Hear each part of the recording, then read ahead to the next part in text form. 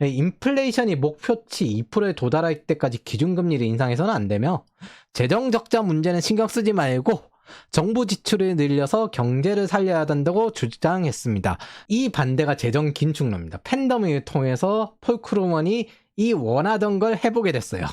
통화정책, 재정정책 총동원해가지고 돈을 뿌려!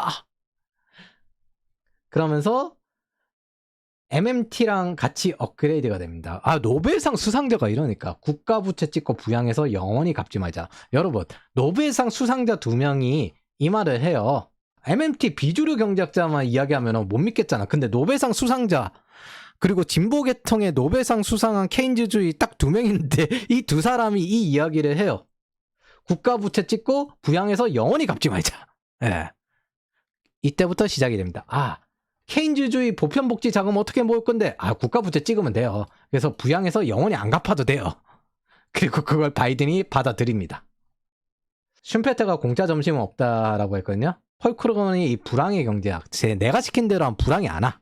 그러면서 공짜 점심을 찾으라고 했습니다. 야, 드디어 완성이 됐습니다. 보수주의 정책을 보면 일반적인 성장은 이제 캐리 라인을 통한 생산성 상위 기업을 기반으로 기업 지출로 재화를 생산합니다. 그리고 이를 통해서 소비하면서 관련 산업도 신용이 창출되고 시장이 생기니까 새로운 기업이 생기고 경쟁을 하고 소비가 나오고 이렇게 선순환되는 구조거든요. 그러다가 이제 이것도 언젠가는 이제 인플레이션이 생길 수 있기 때문에 회수를 하고 신용 파괴를 합니다. 신용을 창출하는 거예요, 기본적으로. 이게 금융자본주의예요. 대신에 이제 불평등하니까 불평등이 있긴 한데 새로운 시장도 생기죠. 신용이 높은 사람들이 신용을 더 많이 창출해서 레버리지를 더 많이 쓸 수 있잖아요. 레버리지 효과를. 그러니까 정부는 불어넣은 사람에게 특정 계층 복지를 하는데 보편 복지를 하진 않습니다. 이게 흔히 말하는 매트릭스 가이드예요. 생산성이 가능한 수준만큼. 빅파이가 될수록 이 매트릭스도 올라가고 두터워지고 나눠 먹을 것도 많습니다. 근데 신케인즈주의 정책은 이쪽이 달라요. 정부가 돈 풀어 성장하자. 신용을 창출하지 말고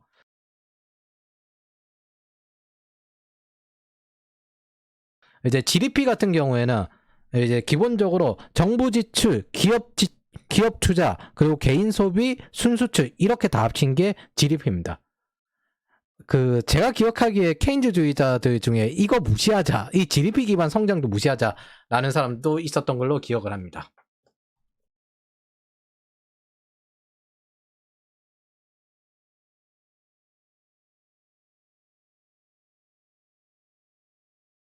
그러니까 지금까지 있었던 틀을 완전히 바꾸자라는 거예요. 그래서 개인에게 국가가 직접적으로 돈 주면 되겠네. 근데 여러분들 생각해봐도 슈페터주의잖아. 그 다른 사람들 다 반대를 했을 거잖아요. 근데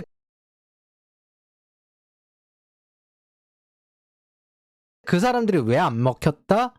대중 자체가 전체적으로 진보 미디어에 기들여져가지고 진보 쪽이 옳고 선한 것처럼 전부 힙하고 깨어있는 것처럼 그렇게 다 바뀌었어요. 그리고 난 다음에 보수 쪽 사람들, 그쪽의 노벨상 수상자들이나 이 사람들도 반대를 하고 경영학자들도 반대를 했지만은 이게 통용이 안 됐습니다. 재벌들이 이야기해도 통용이 안 됐어요. 그래서 그러면 이제 캐리라인 돈 뜯어서 그게 말이 되냐? 아, 돈 하나 더. 돈 찍어서 국가부채 신경 쓸 필요 없다. 그러니까 세금 높여서 캐리라인 돈 뜯고 돈 찍고 요렇게 해가지고 보편 복지를 하자. 기본소득을 이루자. 그리고 진보 경제학자들 전부 다 합류해서 한 표씩 보냅니다. 기본소득 이야기하면서. 자기네들 권력을 질 수 있는 기회니까. 슬라보의 지제, 철학자, 노암 촘스키, MIT 교수, 이렇게 딱 명예교수, 이렇게 딱 생각하면, 아, 이 사람은 그냥 정치적인 중립이거나 생각하는데 전부 사회주의자, 극단 좌파, 이렇게 속합니다.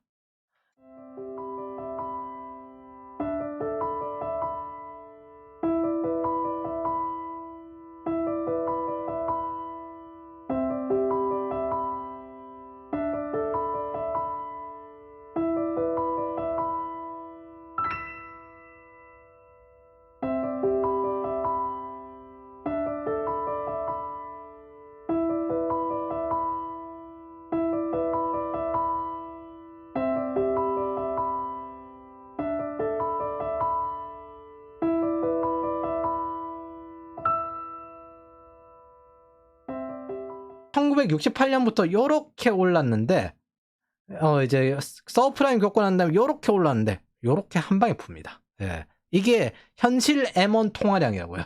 현실. 뭐 현금입니다. 현금. 제 생각에 저 통화량 5년 만에 해서 안 됩니다. 부동산 가격 빡 오르고 주식 빡 오르고 그리고 그 법을 지금 붕괴하고 있잖아요. 뭐 무형에서 유형을 창출할 수는 없다. 가치를 추가할 수는 있어도 저 통화량 5년 만에 회수 안 됩니다. 주가는 오르고 월가도 이제 너무 오르니까 이게 왜 오르지 해서 PDR이라는 지표를 만들어내는 버블리터입니다. 역사는 이제 기억하는 거죠. 여기서 먼저 정리하고 들어갈 게 있는데 팬더믹처럼 이런 상황에서 당연히 보수든 진보든 상관없이 단기적으로 케인즈를 씁니다. 이게 정석이에요. 단기적으로 효과가 있다. 이게 왜 그러냐면 구제금융 심장 마사지. 이제 산업이 망하면 안 되니까. 산업이 망해버리면 망할 회사가 한두 개 망하는 건 상관이 없는데 산업 전체가 망하는 경우가 생긴단 말이에요. 굉장히 망하면 안 되는 리스크 있는 곳이 가끔 망하는 경우가 생긴단 말이에요. 이 같은 뱅크런 같은 경우에는 그 이틀 만에 150조 이상이 빠져나갔는데 그거 사실 어떤 은행도 못 건집니다. 한 4분의 1 정도 뱅크런 하면 다 작살나거든요. 사실 모든 은행은 뱅크런의 위험에 처해 있어요. 원래는. 그런 게 케인즈는 심장 마사지로 쓰는 거예요. 근데 계속 심장 마사지를 할 수는 없잖아요. 그걸 계속 붙여놔야 된다는 게 뉴 케인즈입니다. 계속 심장 마사지를 하자. 이제 아니 재활하고 운동하고 단계별로 자립해 가야지. 이게 신고전주의고요. 정석은 경기 침체 때 단기적으로 케인즈, 장기적으로는 신고전주의.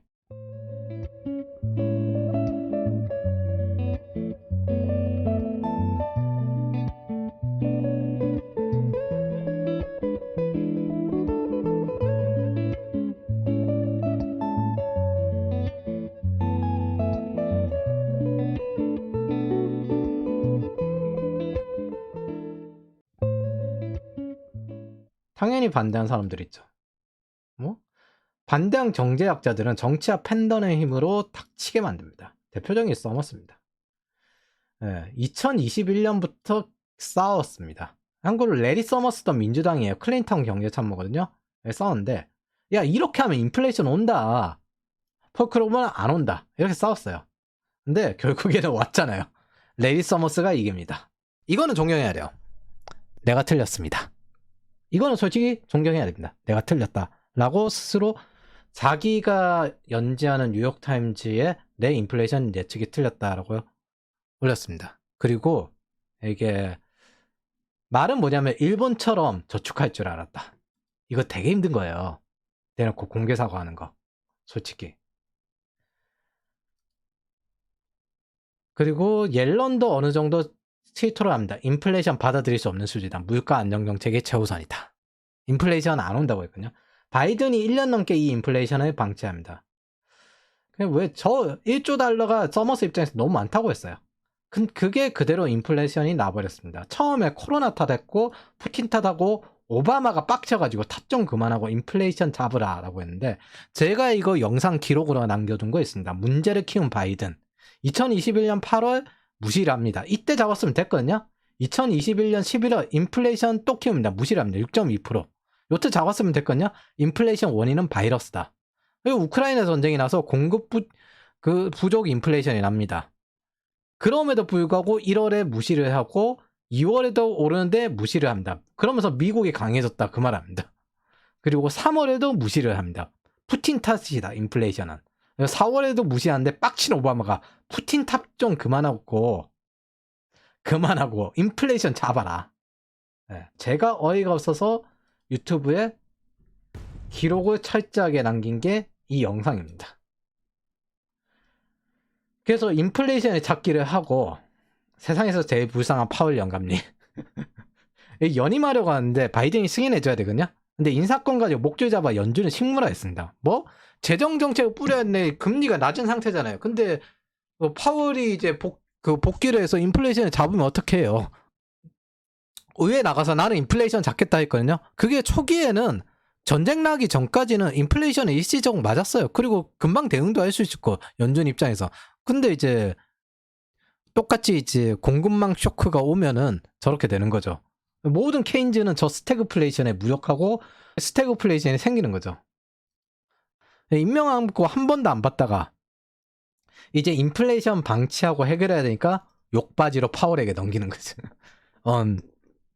한따까리 해야 되겠다. 솔직히 이분이 제일 불쌍하고요. 불쌍하고 지금 욕은 이분이 먹고 있잖아요. 근데 범인은 여기 있는데 심화시킨 건 여기 있는데 5% 이거 순간적으로 그렇게 될 수도 있어요. 사실은 순간적으로 될 수도 있고 그때 금리를 올리고 적절하게 조절해야 되겠네 하면 금방 잡아요. 근데 요때부터 이제 문제가 생기는 거죠. 7% 넘.